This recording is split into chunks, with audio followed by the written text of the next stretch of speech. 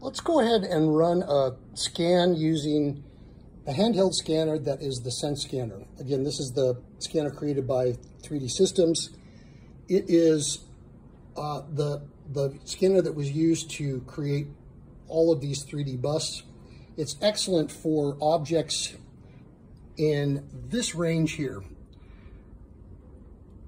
Essentially, as large as, has to be larger than, let's say, a basketball. It doesn't pick up very, very small detail very well. That would be the Sense, or excuse me, the Next Engine scanner.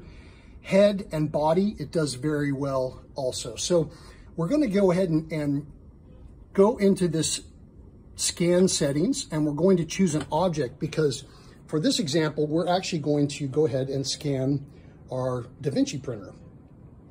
This is about the right size. There's some interesting geometry to it, so we'll use it. You see that on the screen as I move my scanner, it's picking up what I'm zooming in on.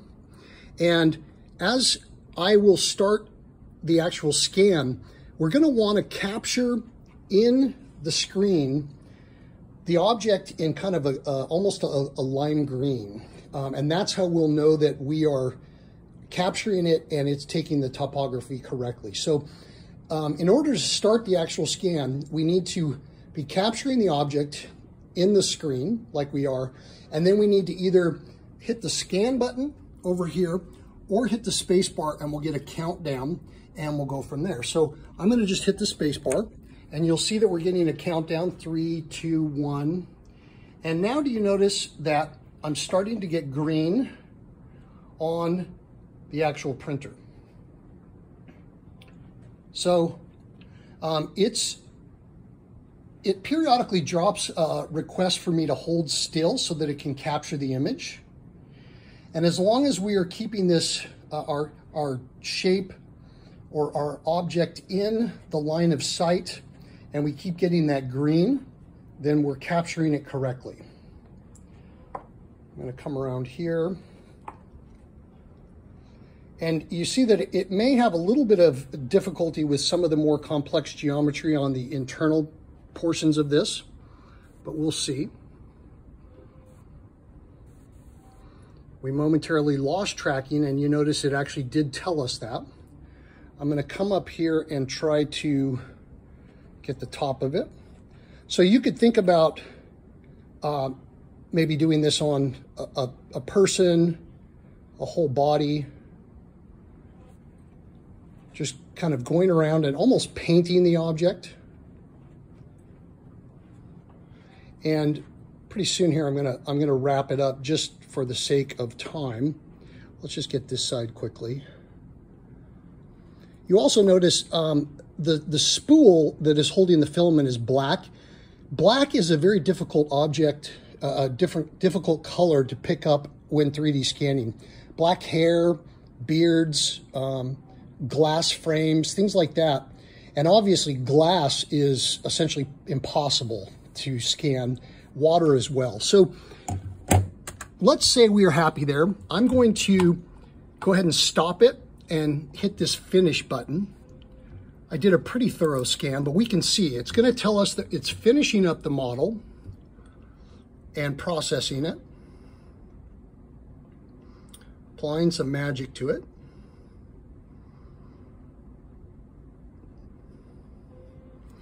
And here it is. Not bad for a very, very quick scan. Now, there's a couple things that you probably noticed right away. There were some additional items that were picked up in this scan that, right first and foremost, we know we don't want. There are some tools that we can use. We can crop it, we can trim it, we can erase, we can solidify, we can enhance color. So right now, let's just actually try to play with each of these real quickly. So I'm going to go ahead and crop. And if you notice, this is basically a window that we can just put our primary object in and then apply that. And in doing so, it removed those excess objects. Okay, so that's nice. Let's say we didn't want How about the very bottom? Let's just kind of truncate it and remove these lower pieces down here. What we could do is we could trim it, and this green line, we could push-pull it, we could angle it, and if we were to, let's say, go like this with it, it would, and then hit apply, it would basically trim all of that information underneath. So we've kind of leveled it off. Now, obviously, we still have a cavernous scan because it got none of that interior information. So let's say we played with this and we could do some additional erasing. So let's say if I took that erase tool, I could come over here and I could say, let's go ahead and let's just erase that excess piece. Again, let's say I didn't want this little edge down here, I could select it. So if you did have some extraneous data, you could clean it up by erasing. But let's say we're happy now. We would come up to solidify, and it's making it now watertight. So it's basically getting it ready to become an STL. Now, if you notice, it did quite a number on this.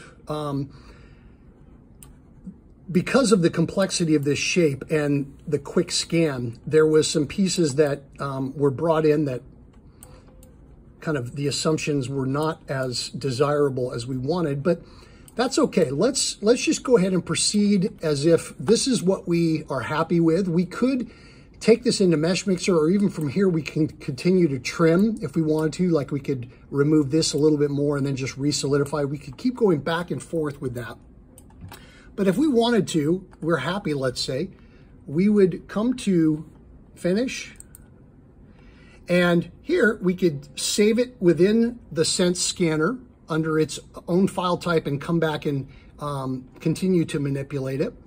Or we could export it, and we could export it as an OBJ, STL, a poly, or that VRML file type. But for most of the 3D printing, as we saw in the Roland CNC, we'd want to do it as an STL.